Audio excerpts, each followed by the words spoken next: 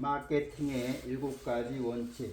마케팅 불변의 법칙에서 말하는 법칙은 만유 인력의 법칙처럼 항상 성립되는 것도 아니고 법 또는 법규와 같이 구속력을 가지는 것도 아니다. 따라서 우리는 그들이 말하는 법칙보다는 원칙이라는 용어를 사용할 필요가 있다. 이제부터 정리할 몇 가지 원칙은 시장에서 반드시 성립하는 것은 아니지만 시장에서 일어나는 현상을 이해할 수 있도록 도와줄 거다. 또한 마케팅을 실행할 때 지켜야 할 기준이 될 수 있는 것들이라 생각된다. 무엇보다 누구나 마케팅을 이해하는데 어려움이 없도록 지식을 더 단순화해서 7가지 원칙으로 정리해 보고자 한다. 마케팅에 관한 결정이 필요할 때마다 이 7가지 원칙에 위배되지는 않는지 떠올려 보는 것은 도움이 될 거다. 마케팅의 첫 번째 원칙은 신제품 발명의 원칙이다. 두 번째 마케팅 제2원칙은 신시장의 발견의 원칙이다. 세 번째 마케팅의 세 번째 원칙은 시장 세분화의 원칙, 즉 STP다. Segmentation, Target, Positioning. 네 번째 마케팅 원칙은 시장 창출의 원칙이다. 다섯 번째 마케팅 원칙은 인식의 원칙이요. 여섯 번째 원칙은 투자의 원칙이요. 일곱 번째 원칙은 전쟁의 원칙이다. 첫 번째, 신제품 발명의 원칙, 마케팅의 1원칙이다. 차별화의 가장 확실한 방법은 새로운 것을 만들어내는 걸 거다. 그렇게 되면 자연스럽게 업계 최초 넘버원이 되고 선도자가 될 수 있지 않을까. 없는 것을 만들어내는 것만큼 차별화할 수 있는 방법은 없기 때문이다. 제임스 와트는 영국의 토마스 뉴코멘이 발명한 증기 펌프를 개선해서 1775년 훌륭한 증기기관을 발명한 바 있다. 그 발명품은 1776년에 일어난 산업혁명의 도화산이 될 정도로 인기 상품이 되었고 발명만큼 차별화할 수 있는 방법은 없다는 것을 단적으로 증명해주는 것이다. 우리는 마케팅에 관한 사례로 음료 시장의 이야기를 주로 할 것이다. 음료 시장의 역사는 오래되고 현재도 굳건히 존재하는 시장이므로 일관된 사례를 찾을 수 있기 때문이다. 마케팅의 제1원칙인 신제품 발명의 원칙에 해당하는 음료를 들라 하면 단연코 코카콜라일 것이다. 코카콜라는 약 130년 전인 1886년에 약재사인 펜버던 박사가 코카나무의 잎과 열매, 카페인을 주 원료로 해서 만들었다고 한다. 원래 코카콜라는 바카스와 같은 강장제를 만들기 위해 거듭된 실험에 의해 탄생되었다고 한다. 1886년 이 강장제가 거의 완성 단계에 왔을 때 펜버던은 실수로 물 대신 소다수를 넣어버렸다. 비록 실수로 만들어지기는 했으나 액체에서 느껴지는 독특한 단맛 때문에 괜찮다 싶었던 펜버던은 그 액체를 약국에서 처음에는 팔았다고 한다. 하지만 별 소득을 남기지는 못했다. 그런데 이 약의 가치를 알아주는 사람이 있었다. 그는 아틀란타의 작은 약국의 점원으로 나중에 코카콜라의 창업자가 된 에이스 캔들러였다. 그는 자신의 전 재산인 $2,300를 투자해서 이 약의 조제법과 한 주전자의 약을 사들였다. 그때까지만 해도 이 주전자에 담긴 액체가 황금알을 낳는 우리들이라고는 누구도 상상하지 못했던 것이다. 캔들러는 이 검은 액체를 약이 아닌 청량음료로 판매하였고 이 액체가 바로 오늘날 전세계 최고의 히트 상품인 코카콜라이다. 이 코카콜라는 콜라 시장의 최초 진입자이며 지금도 최대의 시장을 점유하고 있다. 영국의 브랜드 자산가치 평가기관인 인터브랜드가 2000년도에 평가한 코카콜라의 브랜드 가치는 100조 원 정도 세계 1위였다고 한다. 알리스와 잭 트라우트가 만들어낸 첫 번째 마케팅 불변의 법칙은 이 마케팅 원칙에 속한다. 그들이 선도자의 법칙, The Law of Leadership이라고 부르는 것이다. 더 쉽게 시장에 진입하기 위해서는 더 좋은 것보다는 맨 처음이 낫다는 것이다. 많은 사람들이 마케팅 기본은 자기에게 더 좋은 제품이 있다는 사실을 고객에게 알리는 것으로 알고 있다. 사업에 경험이 있는 사람이라면 그것이 얼마나 어려운 일인가를 이해한다. 세상에 수많은 더 좋은 제품들이 제대로 자신의 존재를 알리지 못하고 시장에서 사라지곤 한다. 더욱이 선발주자들이 이미 시장을 굳건히 지키고 있다면 더 좋은 제품은 그냥 또 하나의 제품에 지나지 않게 된다. 일반적으로 시장 점유율이 낮은 회사가 규모가 크고 자금 사정이 더 좋은 경쟁자와 맞서 싸워야 하는 입장이라면 더 좋은 제품과 함께 더 강력한 마케팅 전략 그리고 그를 뒷받침할 자금을 가지고 시작해야 한다. 그리고 선발주자들보다 훨씬 많은 마케팅 비용을 지불해야 할 각오를 가지고 있어야 한다. 아니면 뒤에서 언급할 아주 작은 시장을 만들어 그곳에 집중하는 방법을 선택해야 한다. 따라서 마케팅에 있어서 기본적으로 지켜야 할 원칙은 가능하다면 최초로 뛰어들 수 있는 영역을 만들라는 것이다. 이것이 바로 선도자의 법칙이다. 알리스와 잭 트라우트의 설명을 들어보자. 오늘날 같은 경쟁적 환경에서는 나도 있다는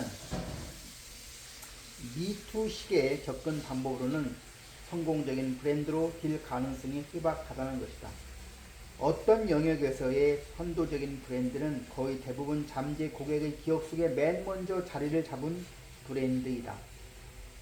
렌트카의 허츠, 컴퓨터의 IBM, 콜라의 코카콜라, 미국 최초의 수입 맥주인 하이네켄, 최초의 라이트 맥주인 밀러 라이트 등이 바로 그것이다.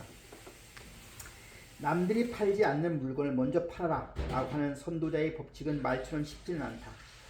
그것은 발명에 가까울 만큼 고통과 부담을 안겨줄 뿐만 아니라 노력이라는 대가를 지불하길 원한다. 그럼에도 불구하고 선도자의 법칙을 지키려고 많은 기업들이 노력하는 이유는 시장을 선점한 사람이 후발자의 주자에 비해 월등히 유리한 위치에 서기 때문이다. 또 기존 제품보다 더 좋은 제품이라고 사람들을 납득시키는 것보다 사람들의 기억 속에 맨 먼저 들어가는 일이 훨씬 쉽기 때문이다. 우리나라에도 최초의 시장에 진입하여 그 카테고리 상품의 대명사처럼 불리고 있는 상품들은 얼마든지 찾아볼 수가 있다. 최초 푸백제인 옥시크린을 비롯해서 샘표 간장, 해표 식용유, 김치의 김치냉장고, 바카스 강장제 등이 바로 그것이다. 알리스와 잭 트라우트는 이런 선도자의 이점을 다시 이렇게 설명한 바 있다. 최초의 브랜드가 선도적 지위를 차지하는 한 가지 이유는 그 이름이 가끔 동일한 유형의 제품을 나타내는 대명사처럼 되기 때문이다.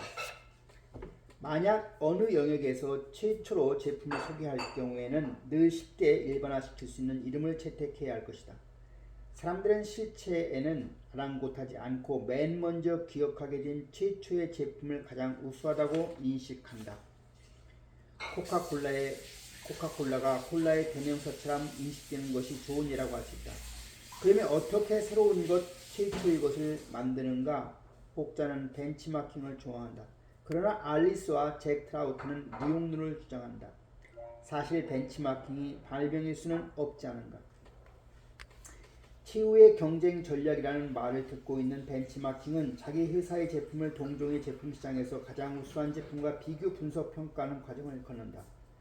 그 과정에서 가장 중요한 요체를 총체적 품질 관리라고 부른다. 불행히도 벤치마킹은 별 효과가 없다. 사람들은 실체는 아랑곳하지 않고 맨 먼저 기억하게 된 최초의 제품을 가장 우수하다고 인식한다.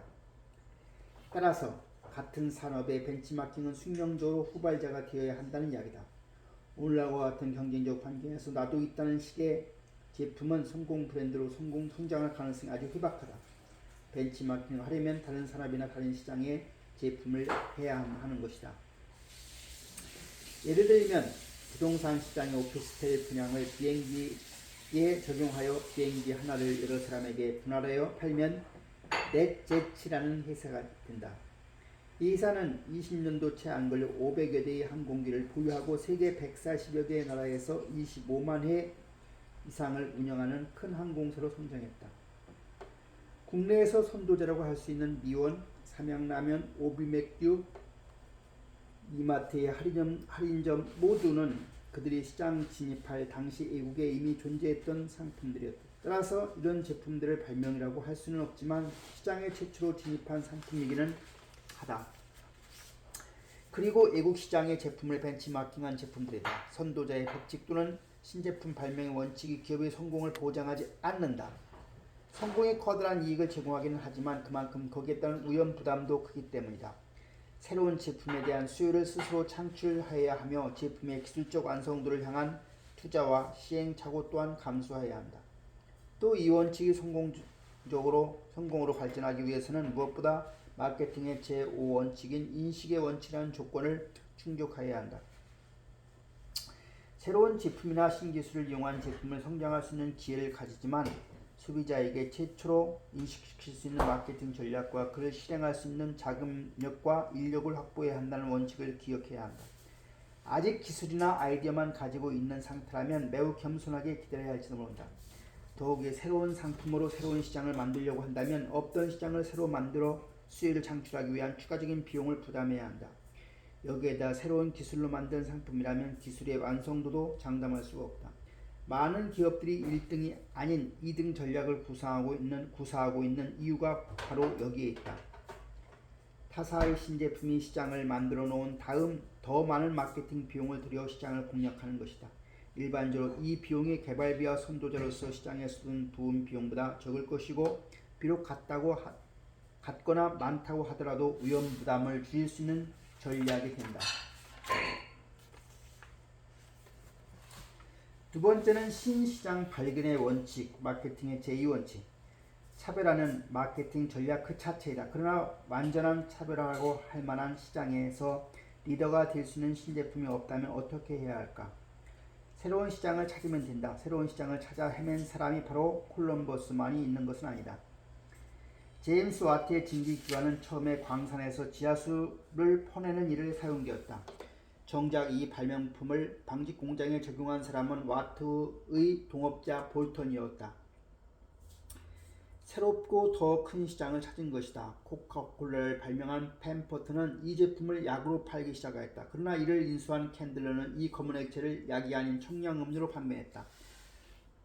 발명한 사람이 의도했던 시장보다는 더 커다란 시장을 찾아낸 경우라 할 수 있다. 알리스와 잭 트라우트는 이를 영역의 법칙이라고 하며 김의찬 교수는 블루오션 전략이라고 불렀다. 알리스와 잭 트라우트는 영역의 법칙을 통해서 어느 영역에 최초로 들어간 사람이 될 수 없다면 최초로 뛰어들 새로운 영역을 개척하라고 독려한다. 여기서 영역이라고 하는 것은 시장을 말한다.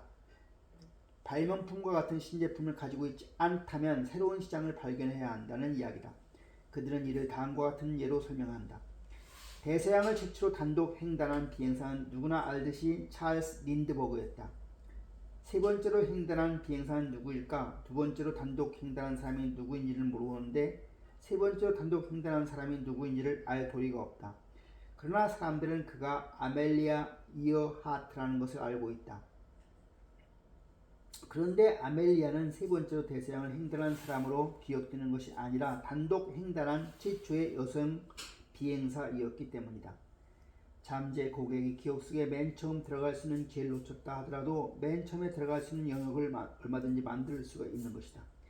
알리스와 잭 트라우트는 미국의 맥주 시장의 예를 들고 있다. 미국 시장에 최초로 투입된 맥주 하이네켄이 엄청난 성공을 거두었다. 많은 맥주 회사들이 우리도 수입 맥주를 팔아야겠다고 생각했을지도 모른다. 또 실제로 많은 회사들이 이를 실행했지만 하이네켄만큼 성공했다는 말을 들지는 않았다. 버드와이저를 생산한 미국에서 가장 큰 규모의 맥주 제조 회사인 아노이저 부시는 수입 맥주가 고가로 팔리는 시장이 있다면 고가의 국산 맥주 시장도 있을 것이라는 생각으로 고급 브랜드인 미켈롭을 개발하여 팔기 시작했다. 이제 이 미켈롭은 시장 점유율이 가장 높은 미국산 고급 맥주다. 다시 말하면 미국산 고급 맥주라는 시장에 처음으로 발열을 디딤으로써 최강자가 된 셈이다. 밀러 라이트는 최초의 미국산 라이트 맥주였다. 5년 뒤 어느 수입업자가 미국산 라이트 맥주 시장이 있다면 수입산 라이트 맥주 시장도 있을 것이라고 생각하여 암스텔 라이트가 들어왔다. 그리고 최대 판매량을 기록하는 수입 라이트 맥주가 되었다. 하이네켄은 수입산 고급 맥주로, 미켈롭은 미국산 고급 맥주로, 밀러사이트는 미국산 최초의 라이트 맥주로, 암스텔 라이트는 수입산 최초의 라이트 맥주로 각각 새로운 시장을 만들어냈다. 최초의 발명품은 아니지만 성공적으로 자신만의 시장을 발견한 것이다. 이처럼 새로운 제품을 선보일 때 제일 먼저 고려해야 할 사항은 이 제품이 경쟁 상품보다 어느 면에서 나은가가 아니라 어떤 점에서 최초인가여야 한다. 고 알리스와 잭 트라우트는 조언하고 있다. 전체 시장을 상대로 더 좋은 상품이 라고 소리치는 것보다 아주 작은 시장이라도 우리의 제품이 최초가 되는 곳을 찾아봐야 한다는 것이다. 그러기 위해서 우리 제품이 최초로 소개되는 영역은 어딘가를 스스로에게 질문해야 한다. 사실 우리나라 산업화 초기에 우리 시장에서 최초의 상품이 된 것들은 대부분 외국의 제품을 흉내낸 것들이다. 그 예로 안철수 연구소를 들 수 있다. 이 회사는 컴퓨터 바이러스 백신 시장을 스스로 개척하고 그 시장에서 선도자의 지위로 입성하였다. 기아 자동차의 봉고 또한 그랬다. 그들은 승용차 시장도 아니고 트럭 시장도 아닌 새로운 시장을 찾아냈다. 이 두 시장은 외국에서 이미 존재하던 시장이었으나 우리나라에서는 처음이었다. 신시장 발견의 원칙은 우리에게 차별화하라고 조언한다. 이것이 마케팅에서 가장 기본이 되는 원칙이다. 알리스와 잭 트라우트는 만약 우리가 한 시장에서 1위가 아니면 그리고 1위와 경쟁에서 승리하기 위해서는 1위가 하지 않는 일을 해야 한다고 독려한다. 더 좋은 것보다 전혀 다른 것을 만들어내야 한다고 강조한다. 1위 가는 시장이 아닌 다른 시장으로 가라는 말이기도 하다. 다른 시장이란 다름 아닌 새로운 시장을 말한다. 따라서 알리스와 잭 트라우트가 이야기하는 정반대의 법칙, The Law of Opposite, 결국 신시장 발견의 원칙에 속한다. 그들은 정반대의 법칙을 다음과 같이 설명하고 있다. 만약 사다리의 둘째 손잡이에서 탄탄한 기반을 만들고 싶다면 당신 위의 손잡이를 차지하고 있는 회사를 주의 깊게 살펴보라. 그 회사가 어디가 강한가, 그리고 어떤 방법으로 그 강점을 약점으로 바꿀 수 있는가. 선도의 핵심을 파악한 다음에 잠재후에게 그것과의 반대되는 것을 제시해야 한다. 다시 말하면 더 좋은 것이 되려고 시도하지 말고 다른 것이 되도록 노력해야 한다. 어느 영역에 속하는 고객들을 살펴보면 두 가지 부류로 대별할 수가 있다. 선도자로부터 제품을 사고 싶어하는 사람과 선도자의 제품을 사고 싶어 하지 않는 사람들이다. 유의가 될 가능성을 지닌 제품은 바로 후자에 속하는 사람들이 마음에 들어야 한다. 달리 설명하면 선도자와 필적하는 지위를 차지하게 된다면 이류의 제품을 주체할 수 있는 다른 모든 제품의 시장을 차지할 수 있다는 것이다. 만약 늙은 사람들은 코크를 마시고 젊은 사람들은 펩시를 마신다면 로열 크라운 콜라를 마실 사람은 하나도 남지 않으리라.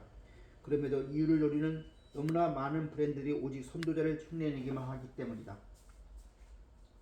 어느 시장에서든 1위가 되긴 어렵지만 2위라도 할 수 있는 자신만 있다면 그 시장은 공략이 가능하다. 왜냐하면 언제나 그리고 어디서나의 한 기업의 제품을 선호하는 사람이 많다고 해도 반대자는 늘 존재하기 때문이다. 비록 그 수가 많지 않을 수는 있지만 단순히 1위라는 자체를 싫어하는 사람들을 포함한 안티들이 늘 있기 마련이다. 알리스와 잭 트라우트가 말하는 위의 법칙도 결국은 차별화를 이야기하고 있다. 신제품을 발견하고 신시장을 개척하는 것이 차별화의 전략이 아니라면 무엇이 차별화 전략이란 말인가? 더 나아가 위의 이야기는 사실상 시장 세분화의 기법에 속한다. 차별화의 기본은 그것이 그 분야에서 최초이며 따라서 최고라는 인식을 가지게 되는 것이다. 기존 제품으로 차별화가 불가능하다면 시장을 새롭게 개척해야 한다. 위의 기본 법칙이 기본법이라면 우리는 이를 실행할 수 있는 실행력이 필요하다. 기본적으로 두 가지 방법이 존재하는 첫 번째는 시장을 세분화하고 타겟을 정해 차별화된 제품을 제공하는 것이고 두 번째는 그 시장의 제품을 세분화하여 다시 정리한 후에 새로운 상품을 만들어내는 것이다.